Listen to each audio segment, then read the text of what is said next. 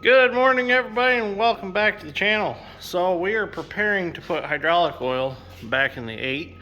We need to fill the hydraulic tank right there, and then we need to get up here and we need to fill the transmission through this fill hole right here.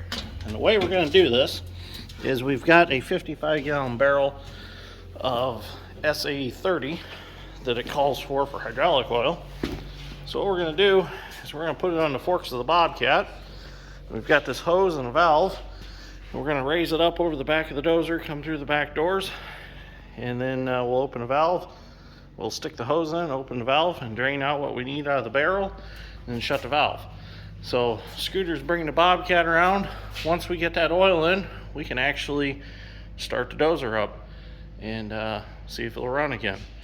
So the only thing we got left to do, and we're waiting on some gaskets, is we have to put the pump back in that final drive and the filter back in it, because these actually have a oil circulating pump in them and a filter in each final drive. So I've got that all tore apart right now, and I was waiting on the gaskets and the two filters, and once we get those, then the dozer's ready to move again. So getting pretty excited. So let's get that oil back in and see if it'll start again.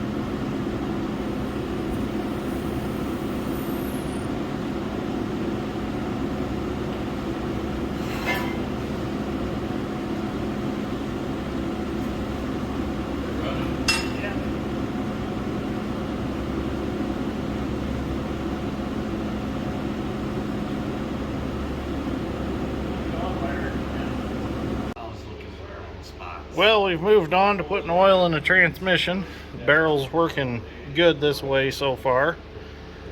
Oil kind of comes out a little bit slow. Hey Scooter, what'd your 7.3 Power Stroke sound like this morning when you started it? I don't know. Make the sound again. Sounds like one of the Three Stooges, don't it? Yeah.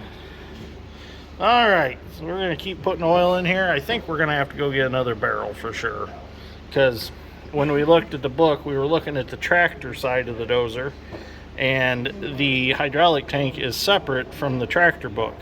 So these dozers, when you get them, you're going to have three books. You're going to have a book on the hydraulic itself, a book on the blade, and a book on the tractor. So, and a book on the engine. So 4 books separately. So Cat done that away for some strange reason, but it's kind of nice. I mean, it depends on what part you're working on as to what book you grab for it. So I do have a original parts book on its way for it. I found one on eBay by the serial number of the dozer. So I have a parts book for the tractor. I just have to find a parts book for the rest of it. So let's see if we have enough oil. We might have to go get some more. All right, let's see if it'll start. Preheat it. Set the throttle up a little bit.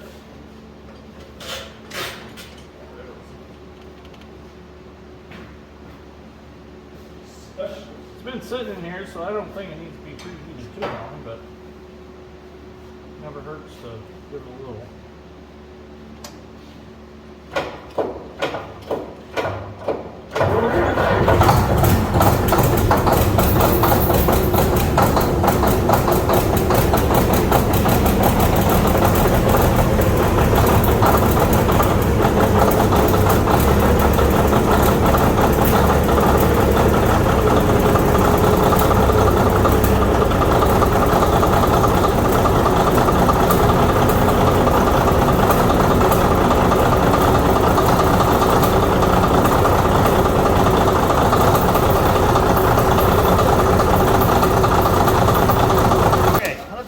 again.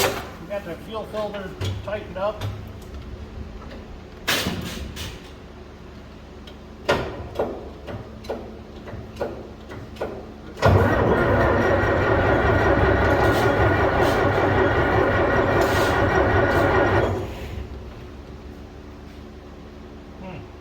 That's odd.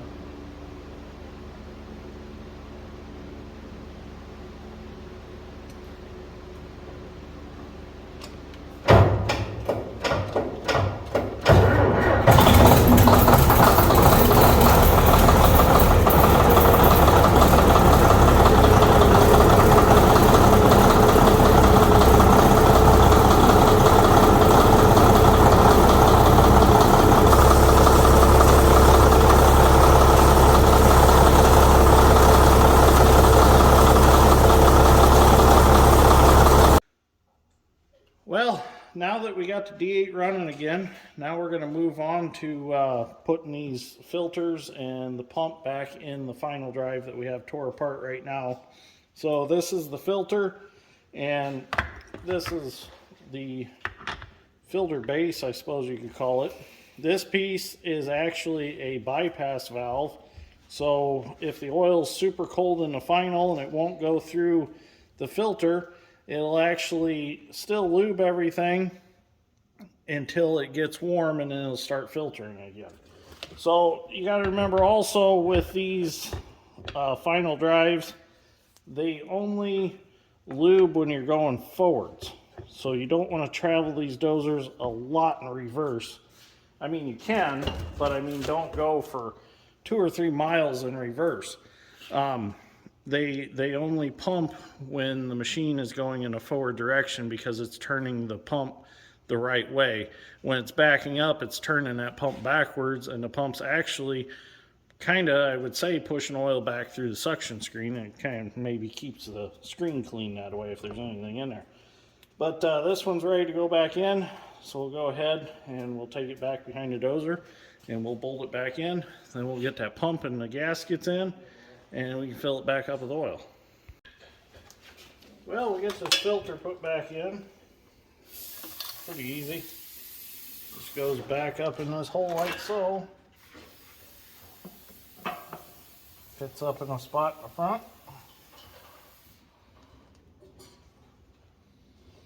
Get our bolts started.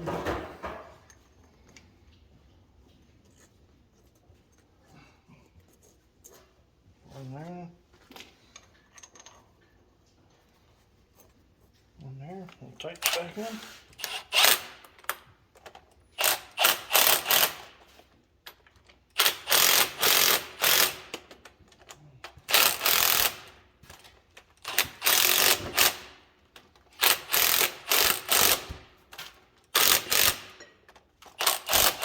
Okay, the filter's back in on this side. Now we'll go underneath and we'll scrape the old gasket off and get that pump put back in.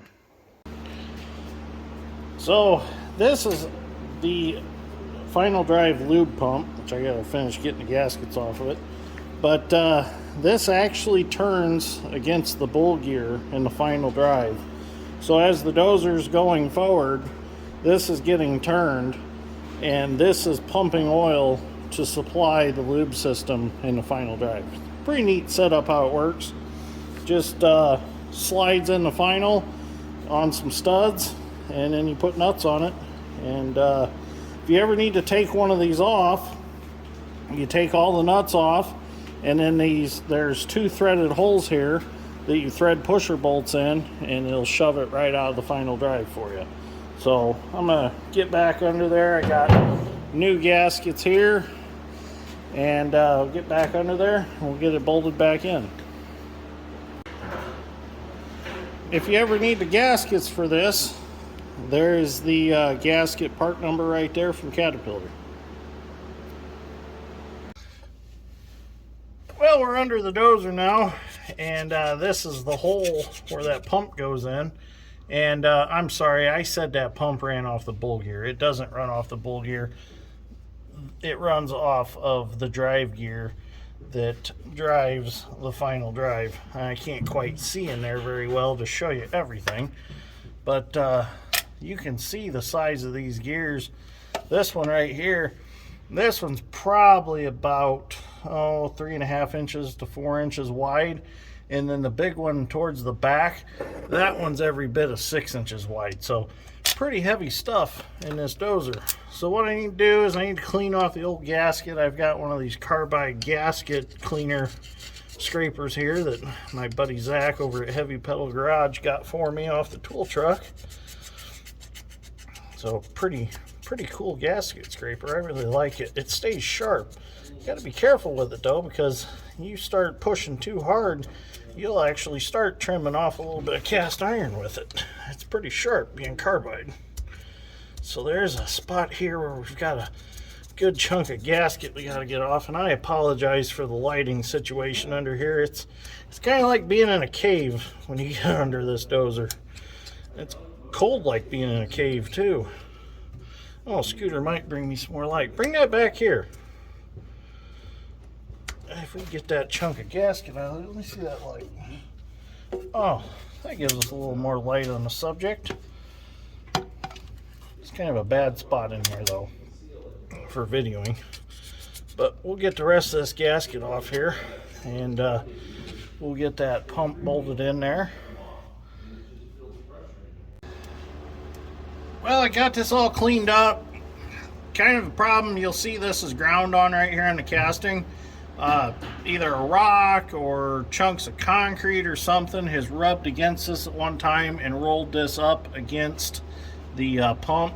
So I had to take a burr bit with a die grinder and take some material out of there. I had to first do that to get it out, and then I had to trim it some more to get it back in. And it's still not quite perfect, but I can get it in there by tapping it with a hammer.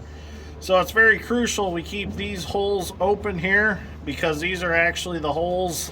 This is the pressure side, this is the suction side, so we don't want our gasket to cover them. So we have to get it lined up the right way, just like,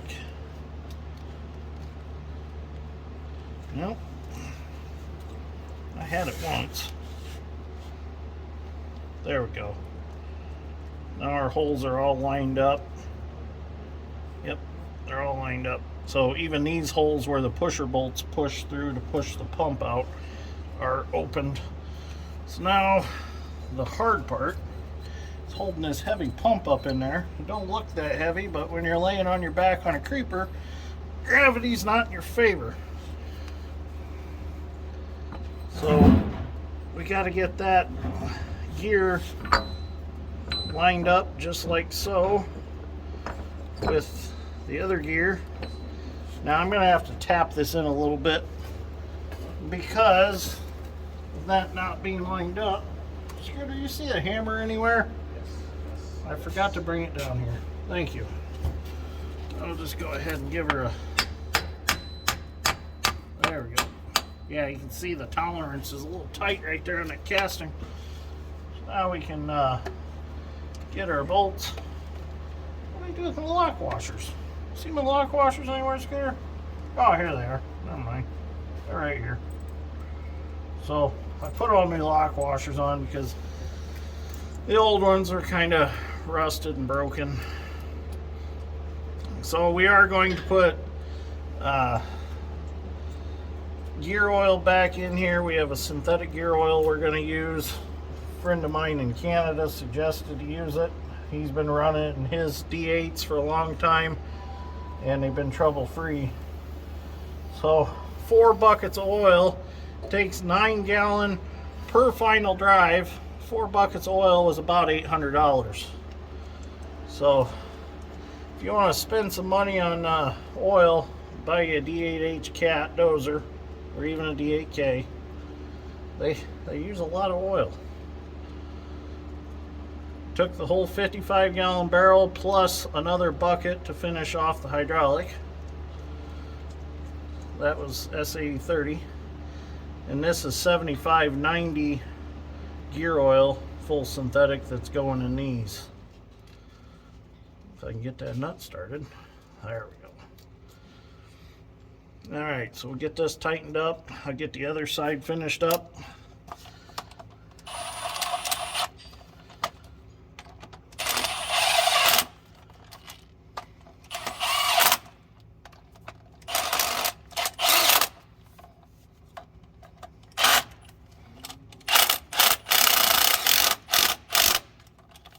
forgot I gotta use a ratchet on that last one. I can't get the impact up there between the track frame and the final. So I'll go grab a ratchet and finish that one off, and then I'll get the other side done. And basically, I'm pulling these pumps out to inspect them to make sure that the aluminum gear's on them and the aluminum gear's not missing. So I don't think you regularly have to do this, but my friend from Canada suggested that I do, since we don't know this dozer. We haven't owned it for a long period of time. So he said go ahead and inspect them. So that's what we're doing. So I will let you know in the service book when it comes. I did order a service book on eBay. I'll let you know if this is a service that you need to do all the time. So, all right, go do the other side and get some oil back in them. So I should probably mention, the way I knew how to put this pump back in was because this cutout piece was straight up, and I can also see where the pusher bolts made the casting shiny when I pushed it out. So if you were kind of wondering how I knew how to get them holes lined back up for the suction and the pressure side, that's how I knew. So we're all good down here on this one. Do the other side, and we'll get the oil put back in.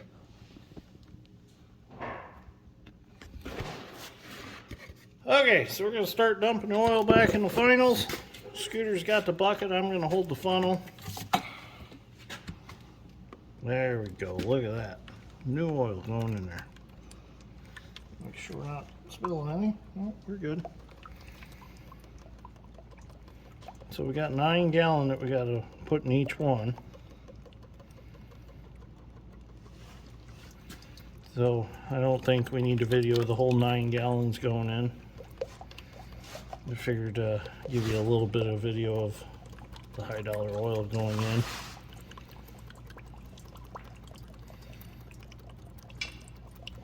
And if you gotta pee, it makes you want to pee. It makes you want to pee? Well, don't pee in the funnel. I know the oil's yellow, but we don't need pee in my final drive. It might freeze and lock her up. Alright, we're going to keep filling. Well, the old 8's ready to go out of the shop. After we finished up the final drives, we put the hood back on, bolted that back on, and she's ready to go out the door. There are a few things I want to do yet. Like a little bit of electrical work down the starter. That's why it's kind of got that dead spot in it. When I was trying to start it, kind of was clicking over. I think we got a bad connection down to starter solenoid. Blade cylinder, this one on this side is going to need to be resealed. The tilt cylinder on the other side is going to need to be resealed. No big deals there. I got to get the battery cover for it. I even made my own decal right there. I'm not very good with markers, never was very artistic in school. I was always getting marker all over my hands. I had to wash up all the time. A lot of you were asking about the tracks. The tracks will be addressed. As soon as we know the engine and transmission are going to be good, we're going to go ahead and we'll do a full undercarriage on it. That'll probably be next fall by the time we get around to it. For right now, we're going to use it the way it is, which it'll be fine. The damage is already done.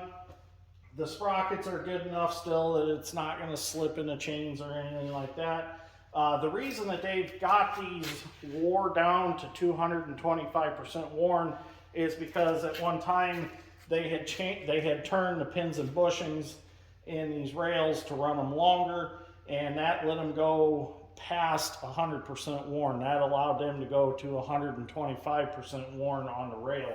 So it equates to about 3/4 of an inch wore off of that rail. So I got a quote on an undercarriage.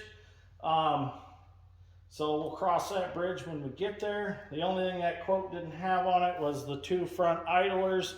Those are on back order right now, but you're looking at around 30-some thousand for an undercarriage for this machine, which I know sounds like a lot, but there's 15,000 pounds of wearable items, so you're getting 15,000 pounds of steel basically, And you got to look at the capabilities of this machine to move dirt. And I know it sounds like a lot, but it'll eventually pay it back.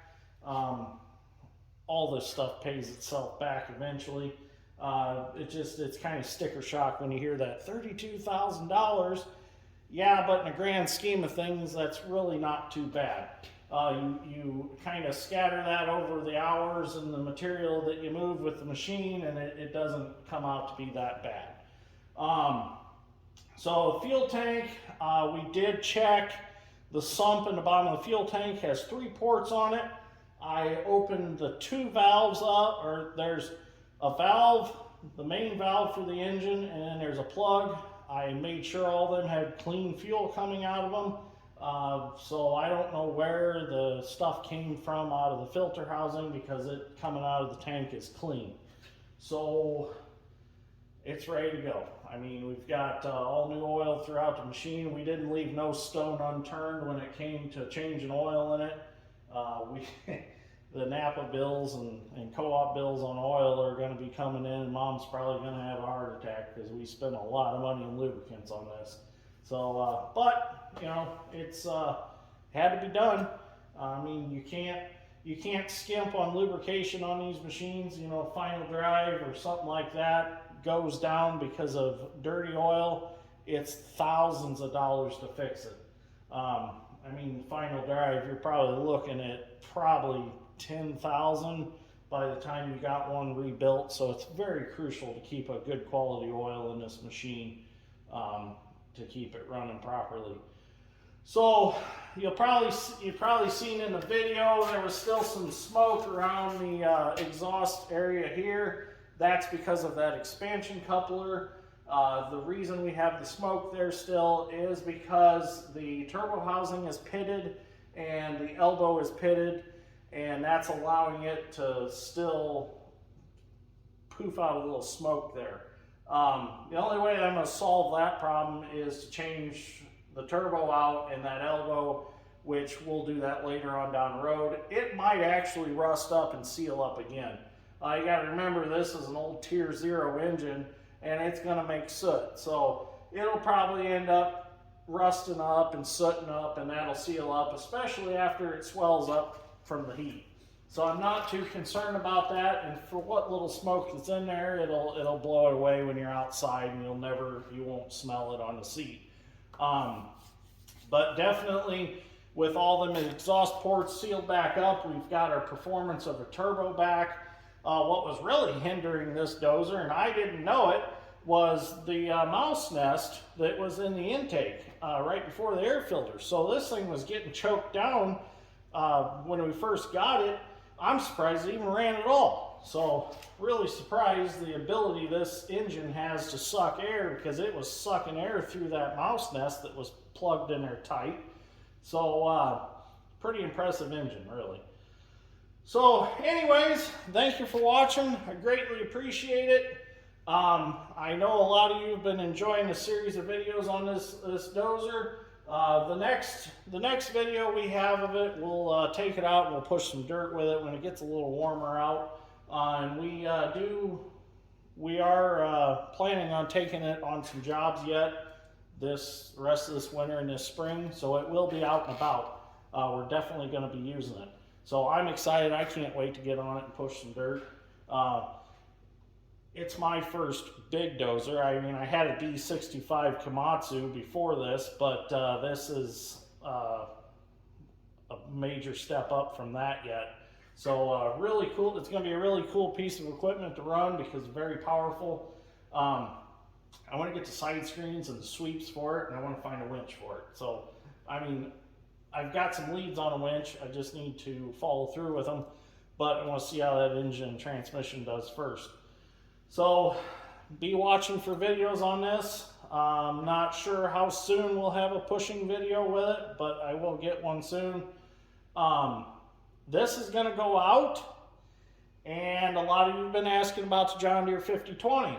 I'm going to send this out and probably bring the 5020 in, and we're going to clear a spot here in the corner, and we'll probably start working on the 5020 because I'd like to get the 5020 so put back together or fixed or overhauled. I'm not sure what I'm doing exactly yet. I'd like to take it to plow day this spring.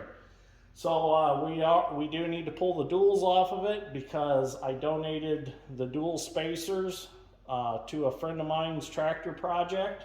So I need to get those duals off and get them spacers to him, because I'm actually going to be putting John Deere axle mount duals back on it. I'm not going to put the old clamp-ons back on it. So the 5020 is coming back to the channel here soon.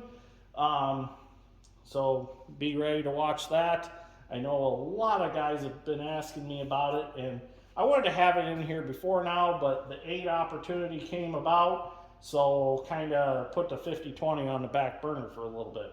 But that's okay because everybody's been enjoying the D8 project. So anyways, that's it for tonight. Thank you for watching. I greatly appreciate it, and we'll see you all in the next one. Have a good evening.